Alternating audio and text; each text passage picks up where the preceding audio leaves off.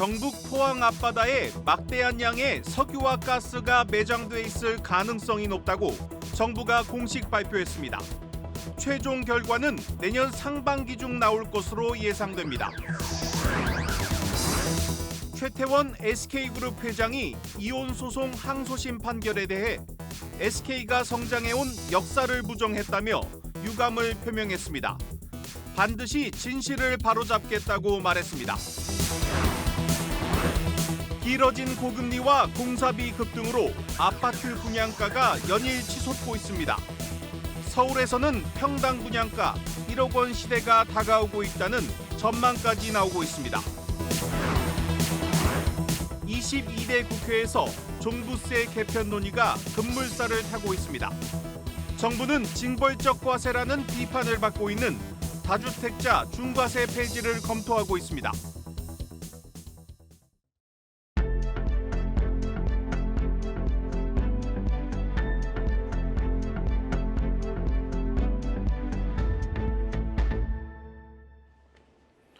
뉴스 플러스 시작합니다. 경북 포항 앞바다에 막대한 양의 석유와 가스가 매장돼 있을 가능성이 높다고 정부가 공식 발표했습니다. 추정 매장량은 최대 140억 배럴, 경제적 가치로 따지면 삼성전자 시가총액의 5배라는 게 정부의 설명입니다. 아직 섣부른 감은 있지만 내년 상반기 나오는 최종 결과에 따라 우리나라가 그동안 꿈꿔온 산유국 대열에 합류할 수도 있습니다.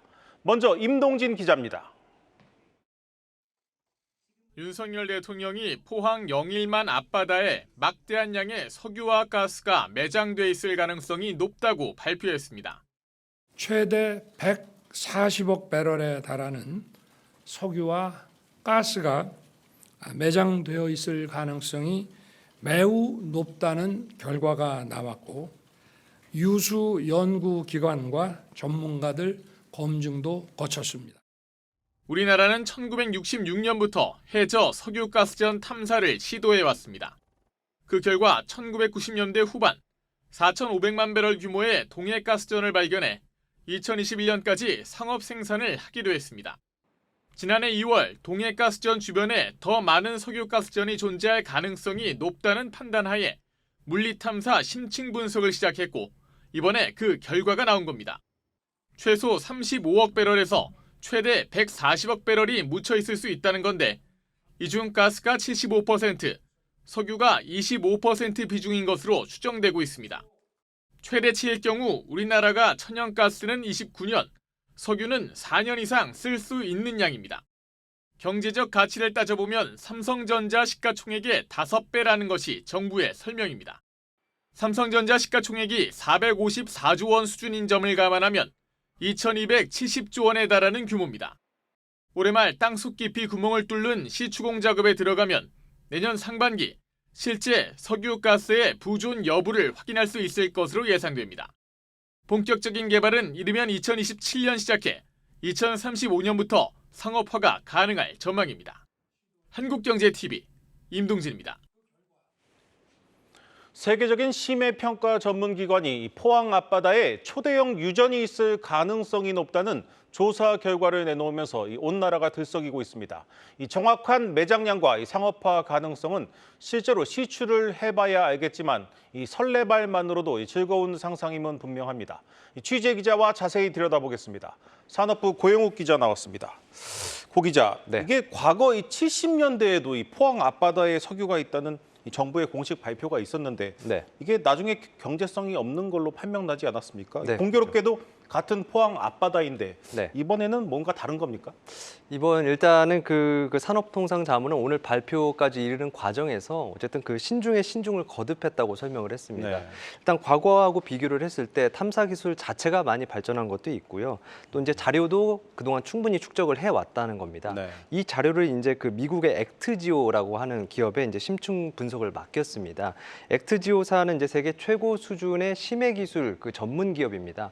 이 회사 대표 이제 빅터 아브레오는 전 미국 퇴적학회장과 그리고 엑슨모빌 지질그룹장을 역임한 세계 심해 지역 탐사 권위자입니다. 네. 이런 액트지오로부터 이제 지난해 말 받은 결과가 동해에 이제 35억에서 140억 배럴에 달하는 이제 석유가스가 매장된 것으로 추정된다는 내용이고요. 네. 이제 이걸 다시 이제 국내 자문단 검증도 하고 3중 4중으로 검증을 했다고 설명했습니다. 안덕근 산업부 장관 설명을 직접 들어보시죠. 물리 탐사를 거의 객관적인 수준에서는 저희가 다 진행을 했고요. 검증까지 다 받은 상황이고 탐사 시추에 들어가서 이제 어느 정도 규모의 지금 그 매장이 돼 있는지를 확인을 해야 되는 상황입니다. 12월 정도부터 실질적인 탐사가 시작이 될 수 있을 거라고 보고 있고 내년 상반기에는 결과가 나올 수 있을 거라고 생각이 됩니다. 이 정부 발표나 이 지금의 기술 수준을 생각할 때 분명 예전과는 조금 다르게 볼 수 있겠습니다. 네. 그렇다면 이번에는 이 경제성 때문에 이 개발을 포기할 가능성은 크지 않다 이렇게 봐도 되는 겁니까? 일단 우선 그 성공 가능성도 높고 또 경제성도 있기 때문에 그런 판단을 했기 때문에 정부가 발표한 것으로 이해할 수 있습니다. 네. 일단 지금부터는 이제 실제 그 석유와 가스가 존재하는지 그리고 실제 매장 규모는 얼마나 되는지를 확인하는 탐사 시추 단계로 넘어갈 단계인데요. 이제 산업부가 밝힌 이 탐사 시추의 성공 확률은 20%입니다. 이제 석유가스가 매장이 됐을 거라고 판단이 되는 곳을 이제 5번 뚫으면 그 중에 한 번은 터진다는 얘기입니다. 네. 이건 굉장히 높은 수치입니다. 이제 앞서 1990년대 후반에 그 동해가스전의 경우에는 네. 11번째 만에 성공을 했습니다. 이제 산업부에 따르면 이제 뚫는 비용은 한 번에 1,000억 원입니다. 이제 그 매장 가치는 석유가스 140억 배럴이 그대로 묻혀 있다고 했을 때 현재 평균 가격으로 1조 4천억 달러, 우리 돈으로 약 1,900조 원입니다. 참고로 이제 21세기 최대 석유 개발 사업인 남미 가이아나 앞바다 광구가 지금 110억 배럴이 묻힌 것으로 알려졌습니다. 네, 그렇다면 다소 섣부른 감도 있지만 실제로 이 개발이 이루어질 경우 어떤 사업 구조로 진행되는지도 궁금합니다. 또 우리 국민들이 얻는 이득이나 혜택은 어떤 게 있을까요? 네, 이 부분이 저도 이제 궁금했는데요. 정부가 이제 100% 지분을 보유한 그 한국석유공사가 광구를 소유합니다. 네. 이제 앞으로 탐사 시추에 성공하면 이제 그 다음 단계는 개발 단계인데요. 이 개발 단계로 가면은 해상에다가 그 플랫폼도 설치하고 파이프도 심어야 합니다. 개발은 굉장히 많은 돈이 들어갑니다. 기술력도 필요하고요. 그래서 이제 보통 외국인 투자 유치를 합니다. 개발 수익을 지분에 따라서 이제 나눠 갖는 구조입니다. 참여 기업은 이제 글로벌 에너지 기업들을 생각하시면 됩니다. 네. 이제 그러면 이제 국내 기업 등에도 좀 해당되는 기업이 있냐 또 궁금하실 분들이 계실 텐데 석유 산업은 이제 크게 두 단계입니다. 개발까지를 업스트림 그리고 이제 이후 석유를 받아서 정제하는 이제 사업을 다운스트림이라고 하는데요. 업계에 따르면 국내에서 업스트림을 제대로 하는 기업은 사실상 그 SK 이노베이션이 유일합니다. 네. 이렇게 해서 이제 기업들이 참여를 해서 이제 생산이 시작이 되면 정부는 로열티를 받고요. 기업들에게 법인세를 받습니다. 수입 대체 효과도 있습니다. 우리나라가 1년에 수입하는 석유 양이 9억 8천만 배럴입니다. 이 140억 배럴이면은 그 연간 수입량의 10배가 넘습니다. 2035년부터 해서 이제 동해에서 석유를 생산하면 그만큼은 이제 석유 수입을 안 해도 된다는 얘기인 거죠. 또 이제 에너지 안보가 강화돼서 지금처럼 이제 중동에서 전쟁이 났을 때 좀 대응이 좀 더 수월해지기도 합니다. 네, 잘 들었습니다. 산업부 고용욱 기자였습니다.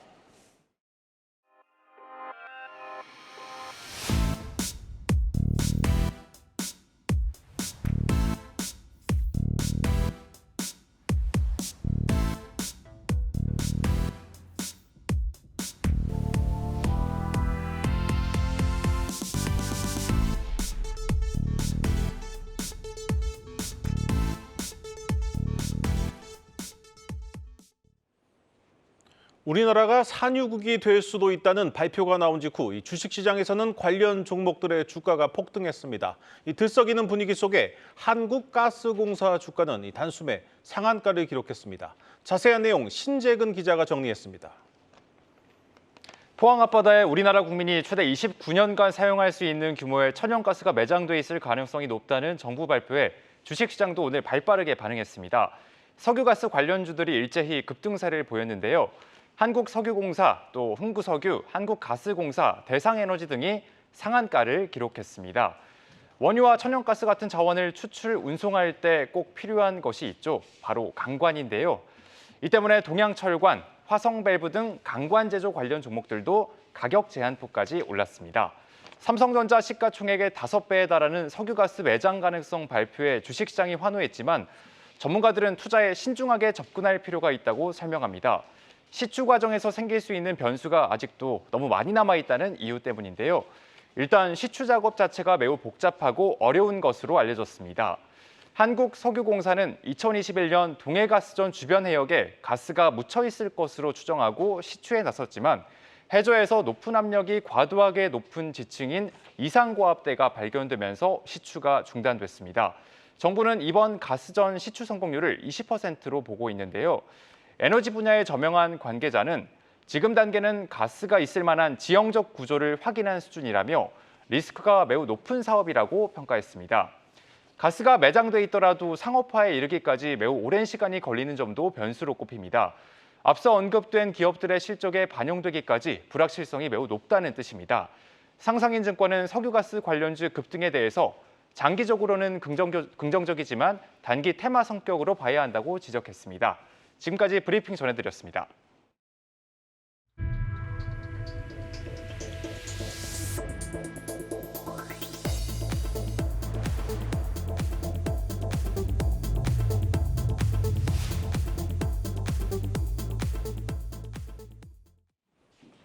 최태원 SK그룹 회장이 1조 3천억 원에 달하는 재산 분할을 결정한 이혼 소송 항소심 판결이 나온 뒤 처음으로 그룹 차원의 대규모 대책회의를 열었습니다.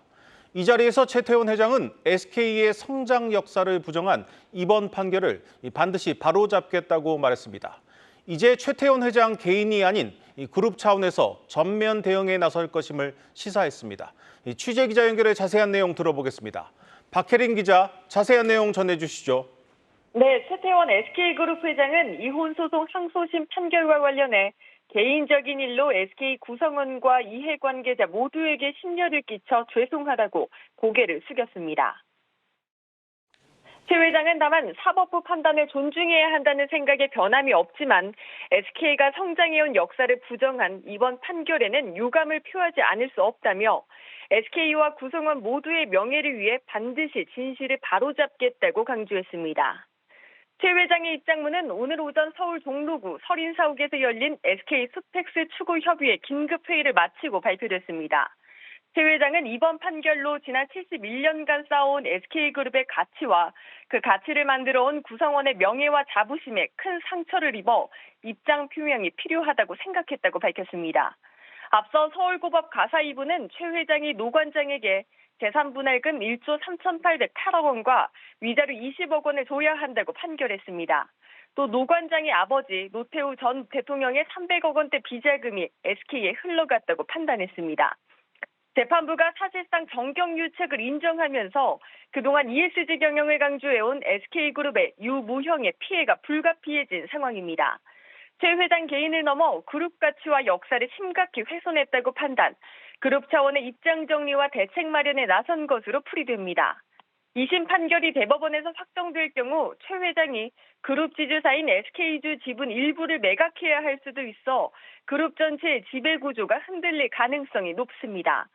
이달 말 예정된 경영전략회의에서 SK그룹의 구체적인 사업조정 방향성이 드러날 것이란 전망이 나옵니다. 지금까지 뉴스국에서 한국경제TV 박혜린입니다. 길어진 고금리와 공사비 급등으로 아파트 분양가가 연일 치솟고 있습니다. 서울에서는 3.3제곱미터 평당 분양가 1억 원 시대가 오고 있다는 전망까지 나오고 있습니다. 성나균 기자입니다. 재건축을 앞둔 서울 서초구의 신반포 22차 아파트입니다. 최근 조합과 시공사는 3.3제곱미터당 공사비를 1,300만 원으로 올리는 데 합의했습니다. 7년 전에 책정한 560만 원 대비 2배 이상 늘어난 건데 역대 정비 사업 중 최고가입니다. 리모델링 사업도 상황은 마찬가지입니다. 청담 건영 아파트는 최근 평당 공사비 1,137만 원을 확정했습니다. 당초 687만 원 대비 200% 가까이 증가한 금액으로 리모델링 기준 역대 최고액입니다. 리모델링 아파트인데도 일반 분양 가격이 평당 1억 원에 달하는 겁니다. 신축으로 바뀌니까 그런 시점에서 신축값하고 구축값하고는 차이가 많잖아요. 크게 있는 일이 아니거든요. 강북에서도 랜드마크로 뽑히는 단지는 상황이 비슷합니다. 지난 2월 평당 1억 1,500만 원에 분양한 포제스 한강의 국민평형은 1순위로 청약을 마쳤습니다. 지금 강남권도 7천만 원, 8천만 원 정도의 분양가로 형성되는 곳들이 계속적으로 나오고 있잖아요. 인건비라든지 전반적으로 개발하는 과정 안에서 금액들이 늘어나게 된다라면은 이런 속도로 나간다라고 하면은 분양가 1억시대는 열릴 수밖에 없다라고 봐야 되겠죠. 문제는 이런 현상이 대다수 수요자들에겐 먼 나라 얘기라는 점입니다. 신축 아파트 가격이 평범한 서민은 접근조차 어려운 수준으로 치솟았기 때문입니다. 직장과의 출퇴근 거리, 교육 이런 부분들과 같이 연계가 돼 있다 보니까 쉽게 포기가 안 되잖아요. 근데 이제 금액적인 부분들이 워낙 높아지니까 공사비 급등 여파에 분양가까지 덩달아 높아지면서 내 집 마련을 꿈꾸는 실수요자들의 고심은 깊어지고 있습니다. 한국경제TV 성나균입니다.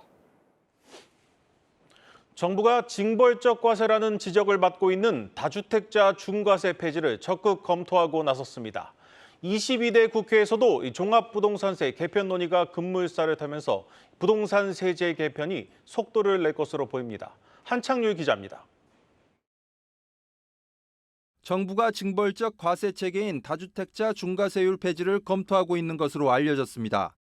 21대 국회에서 2주택자에 대한 중과세율만 폐지됐는데 이번에 이를 3주택자 이상 다주택자에게 적용하겠다는 계획입니다. 현재 3주택자부터는 최고 5%인 중과세율이 적용되는데 최대 2.7%까지만 부과할 수 있는 일반세율을 적용받게 할 방침입니다. 최상목 부총리 겸 기획재정부 장관도 최근 관담회에서 종부세 부담을 완화하는 게 윤석열 정부의 정책 방안과 부합하는 것은 맞다라며 개편의 당위성을 설명하기도 했습니다. 다만 정부는 일각에서 주장하고 있는 종합부동산세 폐지론까지는 신중한 모습입니다. 종합부동산세가 폐지될 경우 고가 아파트로 쏠림 현상이 심화돼 부동산 양극화가 더 커지고 줄어드는 세금으로 인한 재정 상태도 감안해야 하기 때문입니다.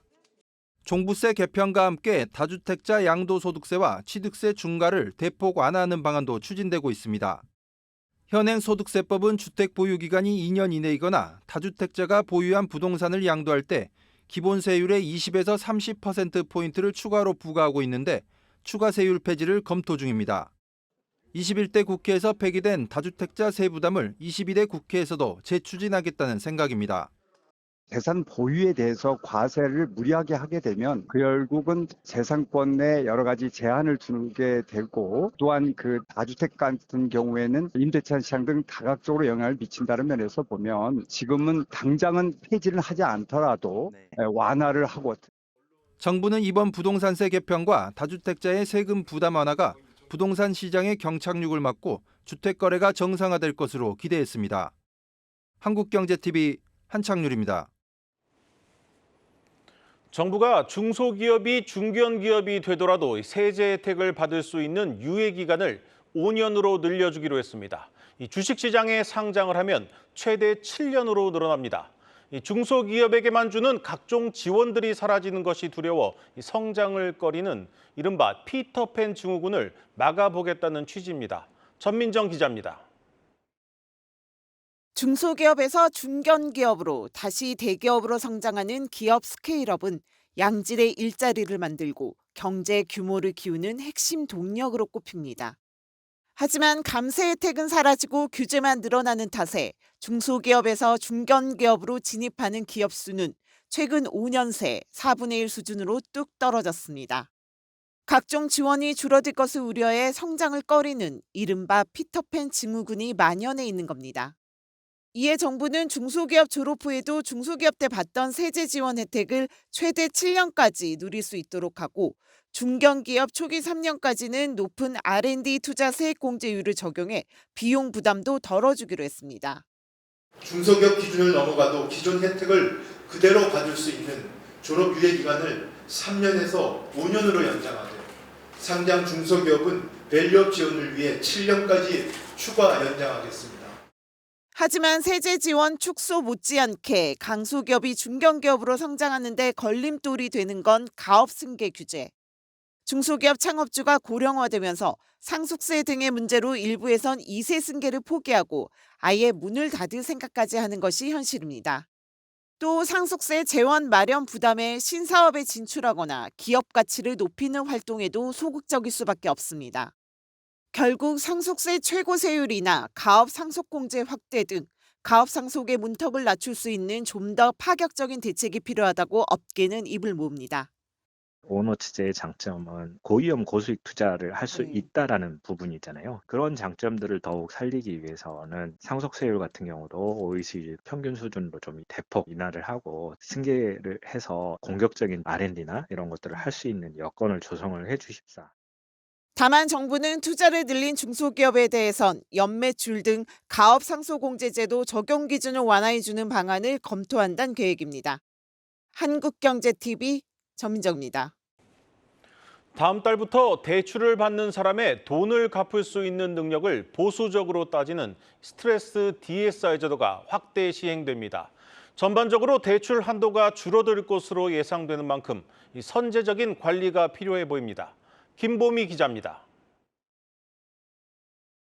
현재 은행권 주택담보대출로 한정해 시행하고 있는 스트레스 DSR 제도가 한 달 뒤부터는 은행권 신용대출과 이금융권 주택담보대출에도 확대 적용됩니다. 실제 대출금리에 가상금리를 더해 DSR을 계산하는 스트레스 DSR 제도 하에서는 1단계에서 2단계, 3단계로 올라갈수록 대출 한도가 점점 더 줄어듭니다. 가상금리 적용 비율도 오는 7월부터는 25%에서 50%로 늘어납니다. 정부가 발표한 올해 상반기 가상금리 기준치는 1.5%. 이달까진 기준치의 25%인 0.38%만 더했다면 다음 달부터는 50%인 0.75%로 올리겠다는 의미입니다. 대출 한도로 따져보면 소득 1억 원의 차주가 30년 만기 주택담보대출을 받는다고 가정했을 때 대출 가능 금액이 상반기 대비 3천만 원 줄어듭니다. 문제는 신규 대출뿐만 아니라 만기를 연장할 때나 대환대출 시에도 적용된다는 점. 이에 따라 전문가들은 2단계가 확대 시행되기 전부터 대출 실행 계획을 점검해야 한다고 입을 모읍니다. 주택담보대출과 신용대출을 동시 보유한 차주의 경우 한도가 급격하게 줄 수 있고 만기 연장 시 예상치 못한 중도 상환 리스크가 발생할 수 있기 때문입니다. 특히 주택담보대출은 변동형, 혼합형, 주기형에 따라 적용되는 가상금리가 달라지는 만큼 대출 기간과 한도, 상환 여력 등을 종합적으로 따져봐야 한다는 조언입니다. 스트레스 DSR이 시행돼도 나는 한도가 좀 충분히 괜찮아. 향후에 좀 금리 인하를 맞춰가지고 하는 고객분들은 변동형으로 하시는 게 더 나을 것 같고요. 한도를 더 많이 원하시는 분들은 고정형으로 선택해가지고. 만약 소득 1억 원 차주가 올해 하반기에 30년 만기 주택담보대출을 실행할 때 상품별 대출 한도는 최대 4천만 원까지 벌어질 수 있습니다. 한국경제TV 김보미입니다. 이번 주 나오는 미국의 고용 지표에 투자자들의 관심이 집중되고 있습니다. 고용이 안 좋아지면 기준금리를 내릴 수 있다는 제롬 파월 미 연준 의장의 발언이 있었던 만큼 그 결과가 주목을 받고 있습니다. 신인규 기자입니다. 미국 시간 7일에 나올 고용보고서에 대한 월가 추정치는 실업률 3.9%, 비농업 고용 18만 건 증가입니다. 한 달 전 예상치 23만 8천 건보다 크게 낮은 17만 5천 건 증가한 수치를 확인한 뒤 두 달 연속 미국의 비농업 고용이 20만 건을 밑돌 것으로 시장은 보고 있습니다. 미국은 올해 1월 이후 석 달 연속으로 시간당 임금 상승률이 추정치 이하로 나오는 등 고용 관련 지표가 둔화하는 추세입니다. 그동안 고용 지표가 둔화하고 있다는 소식은 미 증시의 호재였습니다. 고용이 냉각돼야 물가도 함께 안정되고 그에 따라 미국의 기준금리도 낮아질 것이라는 논리 때문입니다. 문제는 고용 둔화를 증시 호재로 여기는 투자 심리가 경제 불황이라는 우려로 급격히 이동할 수 있다는 점입니다. 경제 호황기의 막바지에 노동시장이 급격하게 둔화되는 현상은 역사적으로 반복돼 왔는데 5월 고용 지표가 추정치보다 과도하게 낮다면 투자 심리는 금리 인하가 아니라 경기 침체라는 걱정을 전면에 둘 수 있다는 점도 간과해선 안 될 부분입니다. 관련해 고용보고서에 앞서 나올 중요 지표들은 시장 심리를 움직일 가늠자가 될 전망입니다. 우리 시간 화요일 밤에 나올 미국의 4월 구인 이직 보고서에선 2달 연속 감소세인 채용 공고 건수가 추세를 이어갈지가 관건입니다. 하루 뒤에 나올 민간 급여조사기관 ADP의 5월 비농업 고용 수치 역시 주목할 만하고 6일엔 챌린저 감원 보고서에서 나올 미국의 산업별 지역별 해고 건수가 미국의 고용 추세를 살펴볼 또 다른 실마리입니다. 한국경제TV 신인규입니다. 오늘 준비한 뉴스 플러스는 여기까지입니다. 함께해 주신 여러분 고맙습니다.